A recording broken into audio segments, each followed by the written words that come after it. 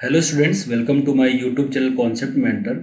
आज की क्लास में हम पॉलिनोमियल के जो क्वेश्चन करने वाले हैं वो क्वेश्चन नंबर 121 से लेकर 129 तक के क्वेश्चन करेंगे, जो सारे एसर्शन रीजन के होंगे। और कुछ क्वेश्चन हम केस स्टडी वाले भी करेंगे। बचे हुए केस स्टडी वाले क्वेश्चन जो है वो आपको वीडियो के नेक्स्ट पार्ट में मिल जाएगा। ये सारे क्वेश्चन जो है वो पॉलिनोमियल चैप्टर से है, और ये सारे जो क्वेश्चन लिए गए हैं वो मास्टरमाइंड एमसीक्यू क्वेश्चन बैंक जो है टर्म 1 एग्जाम के लिए, उस बुक से सारे क्वेश्चन आपको यहाँ पे करवाया जा रहा है, स्टैंडर्ड मैथ वाले बुक से।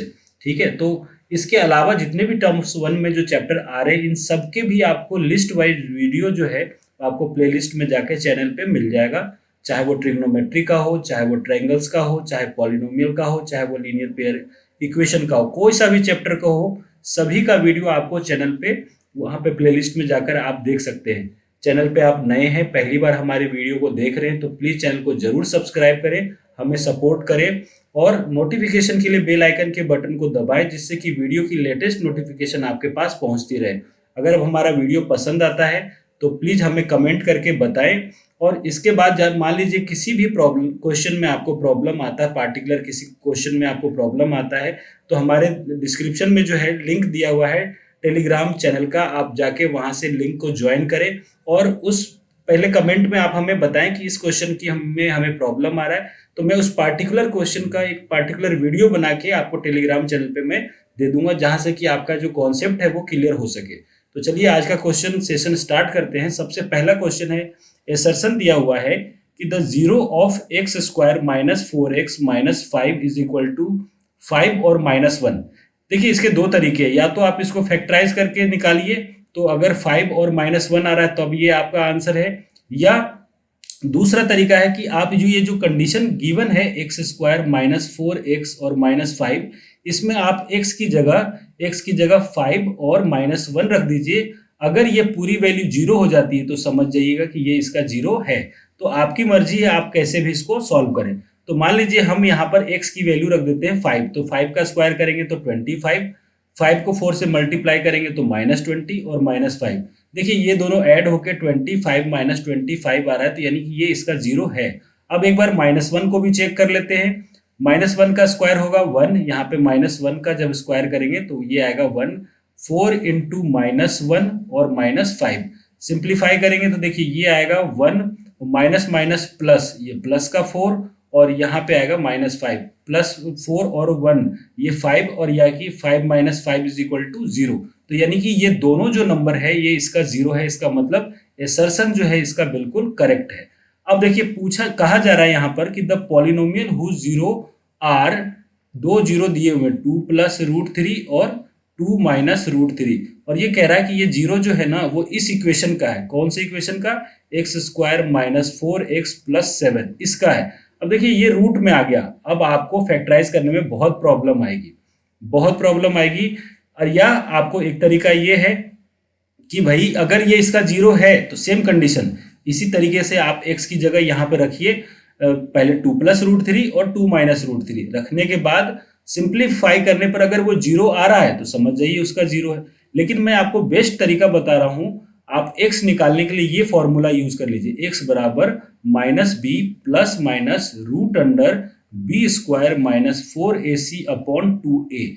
इसमें सारा वैल्यू रखिए। अगर इस तरीके से ये दोनों वैल्यू प्लस माइनस में आ रहा है तो समझ जाइए कि आपका आंसर बिल्कुल करेक्ट है।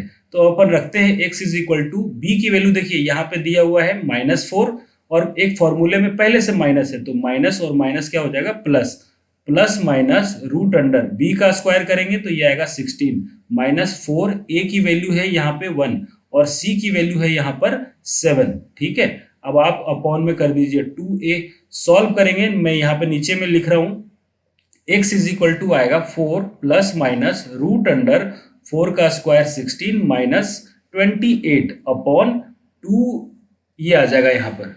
अब देखिए जब आप इसको रूट को सॉल्व करेंगे तो ये आएगा x is equal to 4 plus minus √-12 upon 2।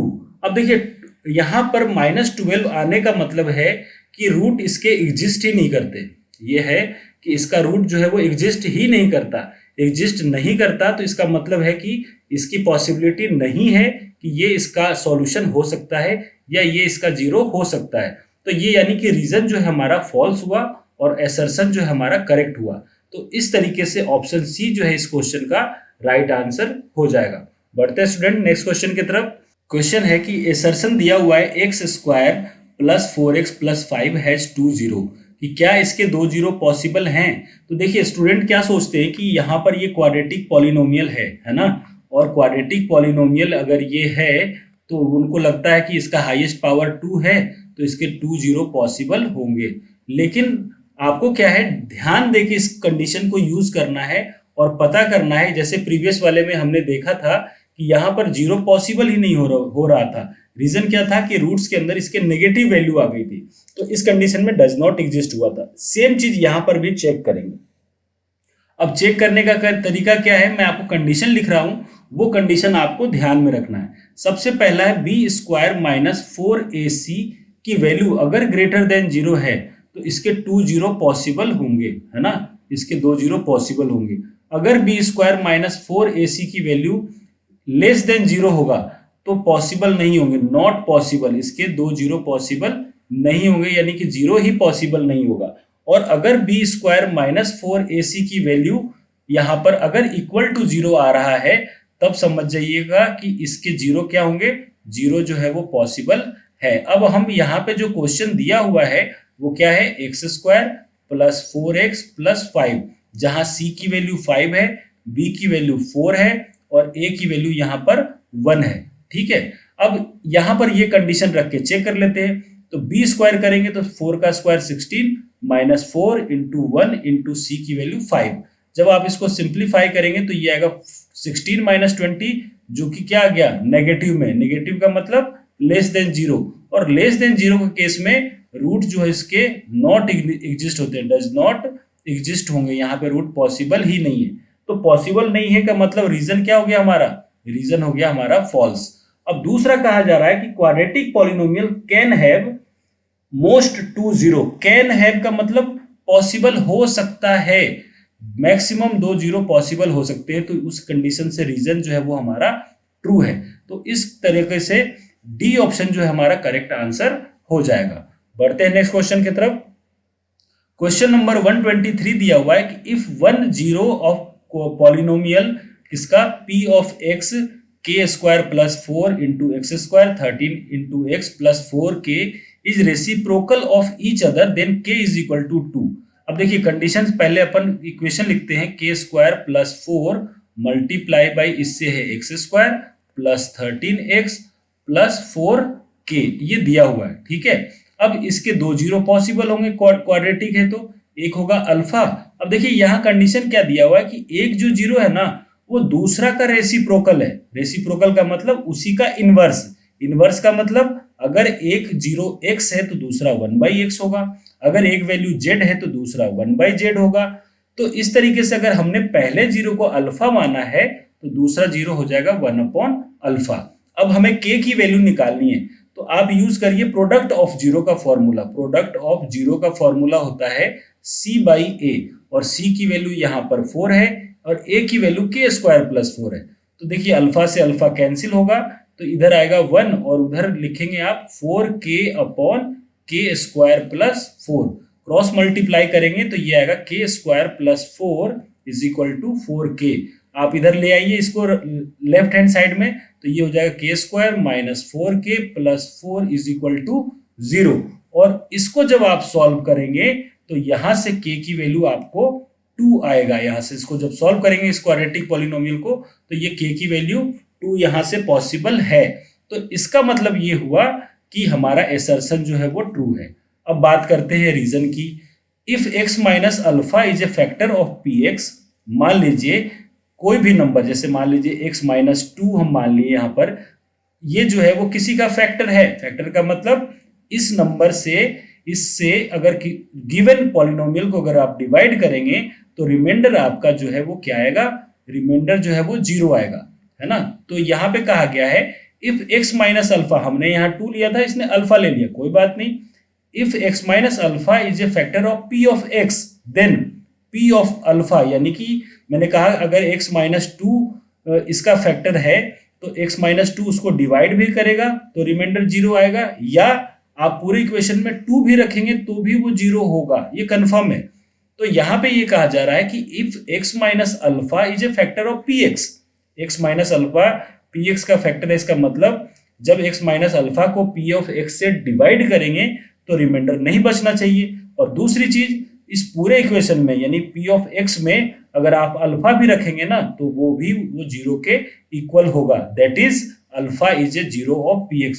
ये रीजन बिल्कुल करेक्ट है और यहाँ पे रीजन जो दिया हुआ है वो गिवन कंडीशन को सेटिस्फाई कर रहा है। तो उस तरीके से ये जो रीजन है वो क्या हो गया आपका, ये ट्रू हो गया, दोनों चीजें ट्रू हो गई, एसर्शन भी और रीजन भी। लेकिन आप देखिए यहाँ पे रेसिप्रोकल का टर्म यूज किया था, जबकि यहाँ पे कोई ऐसा कॉन्सेप्ट नहीं है, यहाँ पे फैक्टर का टर्म हो रहा है, कॉन्सेप्ट यहाँ पे यूज हो रहा है। तो हम ये कह सकते हैं कि both assertion and reason are true but reason is not correct explanation of assertion, यानी कि ऑप्शन बी जो है इसका राइट आंसर हो जाएगा। बढ़ते हैं नेक्स्ट क्वेश्चन की तरफ। क्वेश्चन नंबर 124 दिया हुआ है कि 14x³ माइनस 2x स्क्वायर और 8x square minus 7x minus 8 is a polynomial of degree 3। बिल्कुल गलत है, क्योंकि यहाँ पे हाईएस्ट पावर जो है वो 4 है, तो ये डिग्री पावर 3 का तो पॉलिनोमियल नहीं है, यानी कि ये हमारा हो गया फॉल्स। ठीक है, ये हमारा क्या हो गया, फॉल्स। अब आप ये देखें कि रीजन एसर्शन फॉल्स किस में है, तो आप ये पाएंगे कि एसर्शन फॉल्स जो है वो ऑप्शन डी में ही है, तो डी जो है इस क्वेश्चन का करेक्ट आंसर हो जाएगा। वैसे मैं एक्सप्लेन कर देता हूं रीजन को भी कि the highest power of x in the polynomial px is the degree of polynomial. जो भी हाईएस्ट पावर होगा किसी भी पॉलिनोमियल का, चाहे वो 4 हो, चाहे वो 3 हो, चाहे वो 2 हो, वही उस पॉलिनोमियल की डिग्री होती है। जैसे कि एसर्शन में आप देख रहे हैं कि वहां हाईएस्ट पावर जो है वो 4 है, तो इसका मतलब ये हुआ कि उस पॉलिनोमियल का हाईएस्ट डिग्री जो होगा वो क्या हो जाएगा, 4। तो यानी कि एसर्शन यहाँ फॉल्स है बट रीजन जो है हमारा ट्रू है, तो ऑप्शन डी इस क्वेश्चन का करेक्ट आंसर हो जाएगा। क्वेश्चन नंबर 125 है कि x³ plus x has 1 real 0। ये कहा जा रहा है कि x³ plus x has 1 real 0। अब बच्चों को ये तकलीफ होती है, ये प्रॉब्लम, ये कंफ्यूजन रहता है कि रियल 0 का मतलब क्या है। अब आप यहां ढंग से समझिए, देखिए -2, 1, 1/2, 3/2, -3/2, ऐसी कोई सी भी वैल्यू आएगी, ये सब रियल वैल्यू है, ये सब वैल्यू क्या है, रियल वैल्यू है। लेकिन कभी भी रूट के अंदर अगर माइनस में 1 आ गया, माइनस में 2 आ गया, माइनस का 4 आ गया, कोई सा भी वैल्यू रूट के अंदर माइनस में आ गया, तो ये रियल नहीं, ये इमेजिनरी वैल्यू है। ये कैसी वैल्यू है, इमेजिनरी वैल्यू है। अब आप इसको सिंप्लीफाई करके देखिए, ये दिया हुआ है x³ प्लस x। अब कह रहा है इसके 0 फाइंड करना है, तो सबसे पहले x कॉमन ले लीजिए, तो ये आएगा x² plus 1 is equal to 0। तो एक 0 तो आ गया 0, और दूसरा क्या आएगा, x² is equal to -1। x जब लेंगे तो रूट अंडर -1 और प्लस माइनस, तो ये तो इमेजिनरी हो गया ना, ये इमेजिनरी हो गया। अभी मैंने ऊपर बताया तो सही कि रूट के अंदर इमेजिनरी वैल्यू होती है अगर माइनस का साइन हो तो यहाँ पे कहा जा रहा है ओनली 1 रियल 0।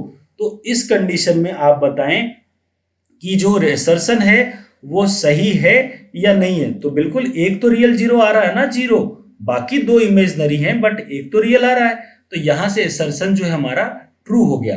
अब रीजन पढ़ते हैं, a polynomial of nth degree must have an n real 0।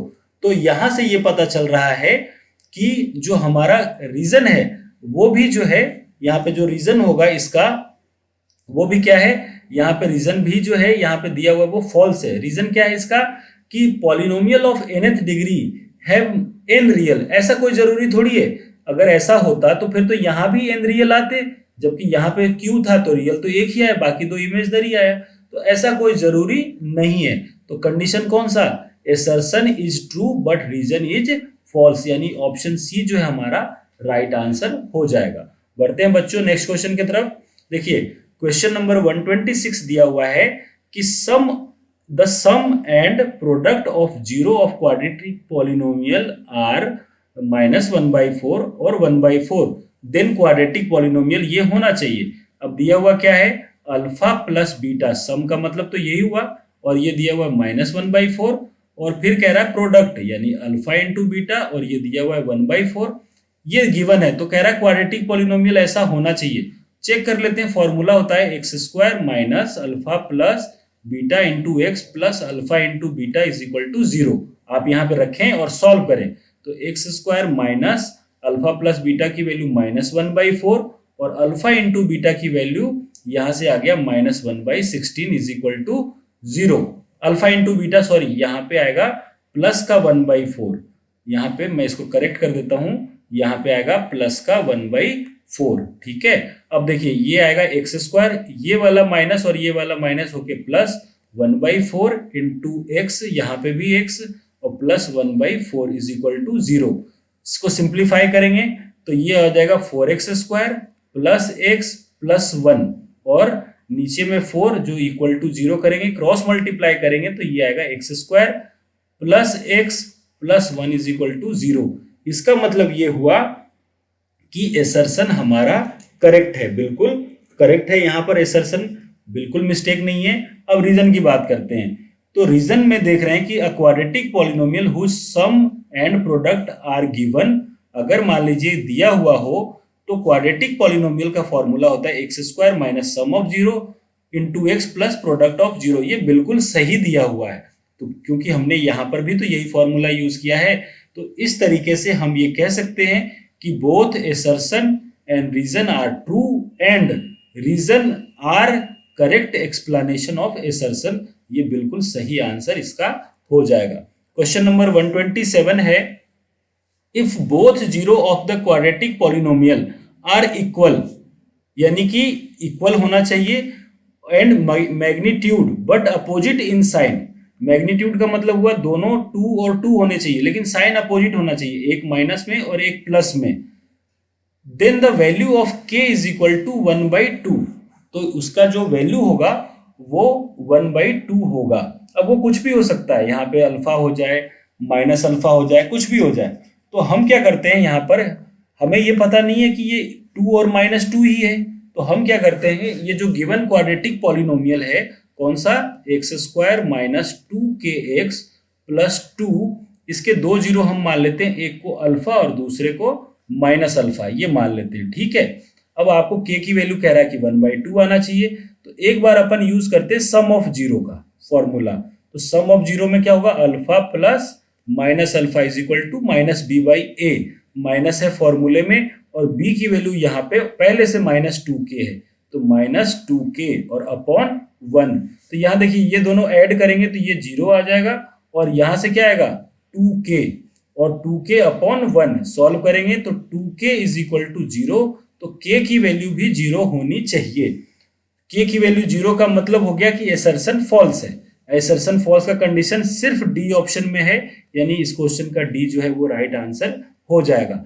चलिए फिर भी रीजन देख लेते हैं एक बार। यहाँ पे दिया हुआ है सम ऑफ 0 ऑफ क्वाड्रेटिक पॉलिनोमियल, ये बिल्कुल फॉर्मूला ही है और रीजन हमारा ट्रू है, तो इस तरीके से डी ऑप्शन इसका करेक्ट आंसर हो जाएगा। बढ़ते स्टूडेंट नेक्स्ट क्वेश्चन की तरफ। क्वेश्चन नंबर 128 है, degree of zero polynomial is not defined.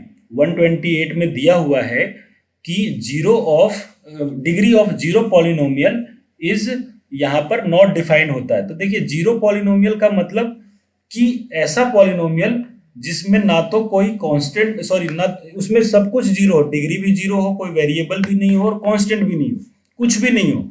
एक तरीके से मान लीजिए हमने मान लिया यहाँ पे नंबर 3, ये जीरो पॉलिनोमियल है, इसकी डिग्री जीरो है, वेरिएबल भी नहीं है, कुछ भी नहीं है, तो ये अपने आप में कोई नंबर, कोई पॉलिनोमियल को ये डिफाइन नहीं कर रहा है, इसकी डिग्री आप नहीं बता सकते, तो ये नॉट डिफाइंड होगा। यानी कि इस केस में हम ये कह सकते हैं कि रीजन एसर्शन जो है इसका ट्रू है, एसर्शन जो होगा वो ट्रू होगा। अब बात करते हैं रीजन की। तो यहां पर दिया हुआ है कि degree of non zero constant polynomial, non zero constant polynomial का मतलब ये कांस्टेंट नहीं है, यहाँ पे ये वेरिएबल है। कांस्टेंट क्या होता है, 3, -5, -12, ये कांस्टेंट है। तो डिग्री ऑफ नॉन जीरो जो कि जीरो ना हो, ये non zero constant polynomial is zero, और इसकी डिग्री कुछ है ही नहीं, तो कुछ नहीं का मतलब जीरो, तो ये रीजन भी इसका ट्रू है। तो यहाँ पे हम कह सकते हैं कि both assertion reason are true but पहले वाले कंडीशन का दूसरे से कोई लेना देना नहीं है, तो यहाँ पे कह सकते हैं reason is not correct explanation of assertion, यानी कि बी ऑप्शन जो है इसका राइट आंसर हो जाएगा। क्वेश्चन नंबर 129 है कि the graph y is equal to F X, ये ग्राफ दिया हुआ है, आप फिगर में देख रहे होंगे, for the polynomial F of X, यहाँ पे पॉलिनोमियल जो है वो एफ ऑफ एक्स है, the number of F X is zero, the number of zero of F X is 4, ये कहा जा रहा है कि इसके जीरो जो है वो 4 होंगे। तो आप देखिए ये एक जीरो यहाँ जस्ट टच कर रहा है, क्रॉस करता तब 2 जीरो होते, टच कर रहा है का मतलब दूसरा जीरो और यहाँ पर तीसरा जीरो।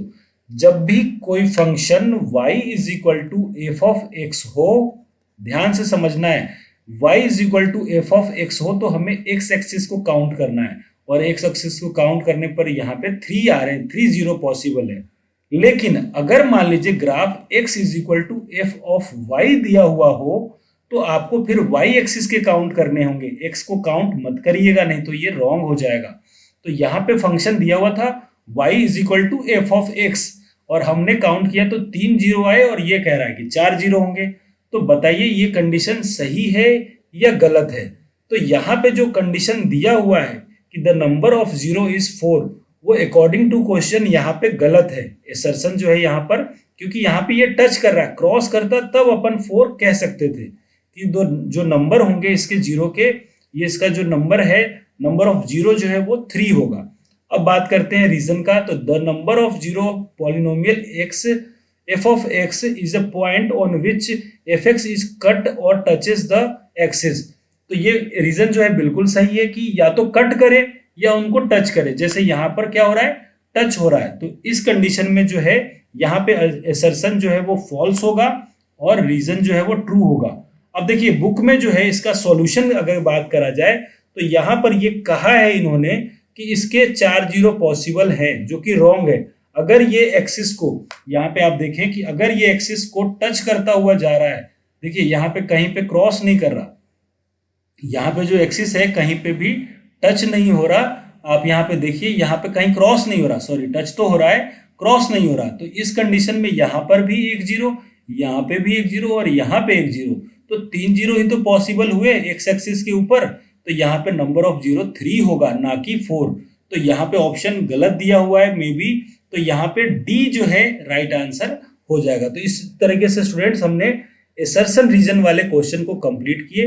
अब आज की क्लास में हम कुछ केस स्टडी वाले क्वेश्चन करेंगे, बाकी बचे हुए जो केस स्टडी के क्वेश्चन होंगे वो अपन नेक्स्ट क्लास में करेंगे, नेक्स्ट वीडियो में इस चैप्टर को पूरे को कंप्लीट करेंगे। आपको वीडियो पसंद आ रहा है, पढ़ाया हुआ समझाया हुआ, जो भी कुछ प्रॉब्लम आ रही है आपको समझ में आ रहा है तो भी, और कोई प्रॉब्लम आ रही तो भी हमें कमेंट करके जरूर बता के हमारा सपोर्ट करिए। बढ़ते हैं नेक्स्ट क्वेश्चन की तरफ। देखिए यहाँ पे क्वेश्चन दिया हुआ है, अलग अलग कंडीशन दी हुई है। अब आपसे क्या पूछा है, डायरेक्ट अपन क्वेश्चन पे आते हैं कि in the standard form of quadratic polynomial A x square B x plus C, A B C जो है वो are all real numbers, are all rational number, A is non zero real number and B and C are any real number, all are integer. तो यहाँ पे जो C option है ना वो बहुत ही ज्यादा सपोर्टिव है। मैं रीजन आपको बता देता हूं।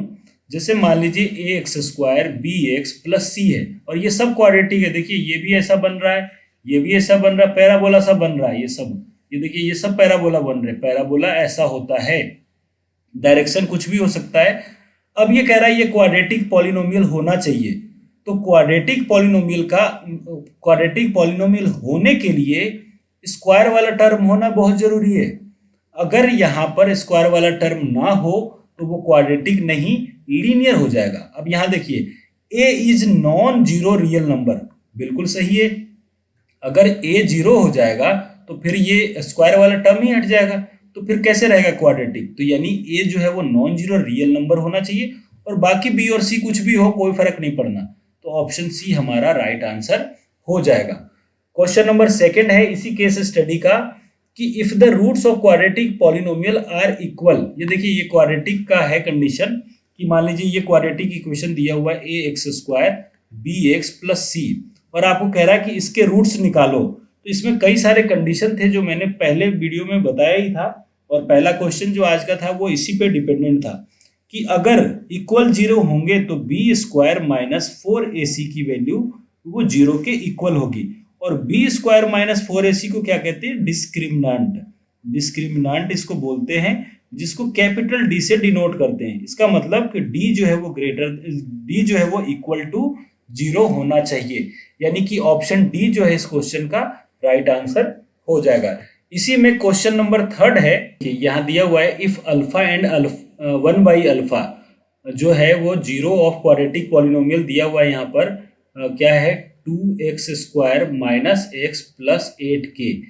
इसका जो है वो दो जीरो कौन से हैं? एक तो है अल्फा और 1/अल्फा। तो कह रहा है k की वैल्यू क्या होगी, फाइंड करना है। तो आप प्रोडक्ट ऑफ जीरो का फॉर्मूला लगाइए। तो प्रोडक्ट ऑफ जीरो का लगाएंगे तो अल्फा इंटू 1/अल्फा इज इक्वल टू होगा c/a, और c की वैल्यू है यहाँ पर 8k और a की वैल्यू है वो है 2। सॉल्व करेंगे तो ये 4 आएगा और इधर से इधर 1 आएगा, यानी कि 4k इज इक्वल टू 1। तो k की वैल्यू क्या आ गई? 1 इसका राइट आंसर, यानी k इज इक्वल टू 1/4। 1/4 जो है इसका राइट आंसर हो जाएगा, यानी बी ऑप्शन जो है इसका करेक्ट आंसर है। अब ये कह रहा है कि ग्राफ x² प्लस 4 जो है वो कैसा बनेगा। सबसे पहले चीज ये देखिए, तो आप ये इक्वेशन हमारा जो स्टैंडर्ड होता है ax² bx प्लस c। अब मैं इसके लिए 2-3 चीजें बताना चाह रहा हूँ, वो आप देखें। अगर a ग्रेटर देन 0 है तो पैराबोला जो बनेगा ना उसका मुंह ऊपर की ओर खुलेगा। अगर a लेस देन 0 है तो उसका जो मुंह है ना वो नीचे की ओर खुलेगा। अब आप देखें, यहां पर दिया हुआ है x² प्लस 4। अब इसका मतलब ये है कि ये तो मुंह, यही तो होता है एक कोफिशिएंट ax² अपन लिखते हैं, यानी a की वैल्यू यहाँ पर क्या है? 1 और वो ग्रेटर देन 0 है, तो इसका मतलब ये तो ऊपर की ओर ओपन होगा। अब प्लस 4 का मतलब ये हुआ कि ये y एक्सिस को 4 सेंटीमीटर ऊपर से टच करेगा, यहाँ 4 होगा। ठीक है, अब ये आपका ग्राफ बनेगा, आप बना के भी ड्रॉ करेंगे तो ऐसा ही बनेगा। और आपको एग्जांपल और देता हूं, मान लीजिए x² माइनस 3 होता, तब क्या कहते? तब ये होता कि ऊपर की ओर मुंह तो खुलना है इसका, लेकिन -3 का मतलब y एक्सिस पे -3 पे कट करेगा। मान लीजिए ये -3 है, तो इस तरीके का कुछ ग्राफ बनता है। तो यहाँ पे कह रहा है कि ये ग्राफ बना। अब ऑप्शन देख लीजिए, intersect x axis at 2 distinct point. कहाँ कट कर रहा है? कहीं नहीं कट कर रहा। Touches x axis at A point, x axis को कहीं टच ही नहीं कर रहा। Neither touches nor intersect x axis, ये बिल्कुल सही है, ना तो ये टच कर रहा और ना ही इंटरसेक्ट कर रहा है। तो ऑप्शन सी जो है इस क्वेश्चन का राइट आंसर हो जाएगा। केस स्टडी का ही लास्ट क्वेश्चन है कि if sum of the roots is -p, यानी कि alpha plus beta is equal to दिया हुआ है -p, and product of the roots is -1/p, alpha into beta is equal to -1/p, then quadratic polynomial क्या होगा, ये हमें find करना है। तो बहुत आसान है, आप फॉर्मूला लगाइए, x² minus alpha plus beta into X plus alpha into beta, ये हमारा फॉर्मूला है। इसको 0 के इक्वल रखेंगे, आपका आंसर आ जाएगा। तो देखिए x² minus alpha plus beta की वैल्यू -p, तो ये -p रखें इंटू एक्स, और प्लस 1 अल्फा इंटू बीटा की वैल्यू है -1/p, तो यहाँ हो जाएगा -1/p is equal to 0। Simplify कर दीजिए, x², ये माइनस और ये माइनस हो जाएगा प्लस px, और ये माइनस का 1/p इज इक्वल टू 0। इसको क्या करते हैं अपन? एलसीएम ले लेते हैं, तो ये होगा px² plus p²x minus 1 is equal to 0। तो ये हमारा जो क्वाड्रेटिक पॉलिनोमियल बना है ये हमारा करेक्ट होगा। अब देखिए कैसे पता करें कि ये हमारा ऑप्शन है या नहीं है। तो सबसे पहले देखें कि कौन कौन से कंडीशन यहाँ पर दिए हुए हैं। यहाँ पे अपन देख रहे हैं तो यहाँ दिख रहा है कि एक तो है, देखिए दोनों जगह पहले साइन देख लीजिए, यहाँ प्लस यहाँ माइनस, ये कहाँ कहाँ है? यहाँ प्लस और यहाँ माइनस, पहले में नहीं है, दूसरे में नहीं है और तीसरे में नहीं है। तो उस तरीके से भी आप पहचान लीजिएगा और कहिएगा कि सी ऑप्शन करेक्ट है। लेकिन फिर भी हम पता कर लेते हैं, हम पूरे में p से डिवाइड कर देते हैं। हमारा इक्वेशन आया है क्या? px² plus p²x is equal to 1। पूरे में p डिवाइड कर दीजिए, ये लीजिए 1/p। तो ये देखिए, ये p से p कैंसिल, एक p से p कैंसिल, और ये हो जाएगा x² प्लस px और -1/p इस प्लस को इधर लेके आ गए अपन। ठीक है, तो ये आपका इक्वेशन यानी कि ऑप्शन सी जो है इस क्वेश्चन का राइट आंसर हो जाएगा। तो इस तरीके से हमने केस स्टडी 1 के क्वेश्चन किए हैं। तो स्टूडेंट्स, इस तरीके से हमने आज जो क्वेश्चन किए इसमें कुछ असर्शन रीजन के क्वेश्चन थे और कुछ केस स्टडी के क्वेश्चन थे। अब बचे हुए रिमेनिंग जो केस स्टडी के क्वेश्चन है वो आपको नेक्स्ट पार्ट में कंप्लीट मिल जाएगा। आप आई होप, मैं आशा करता हूं कि आपको जो भी मैंने आज बताया वो अच्छे से आपको समझ में आया होगा। आपको बस इसकी प्रैक्टिस करनी है। एग्जाम अब बहुत पास आने वाला है। आपको बस क्वेश्चन कॉन्सेप्ट को पूरे माइंड में रखें और उसको बस सॉल्व करिए, प्रैक्टिस करिए, अलग अलग क्वेश्चनों को प्रैक्टिस करिए, आपको बहुत बढ़िया रिजल्ट मिलेगा, ये मेरा आपका दावा है। तो ठीक है, मिलते हैं फिर नेक्स्ट वीडियो में। और प्लीज़ हमारे चैनल को जरूर सपोर्ट कीजिए। अगर नए हैं तो सब्सक्राइब जरूर करिए। आपको यहाँ पर बहुत अलग अलग कंटेंट एग्जाम तक मैं देने की पूरी कोशिश करूंगा, जिससे कि आपका रिजल्ट बहुत बेटर हो पाए। तो ठीक है स्टूडेंट्स, मिलते हैं नेक्स्ट वीडियो में। जब तक ऑल द बेस्ट।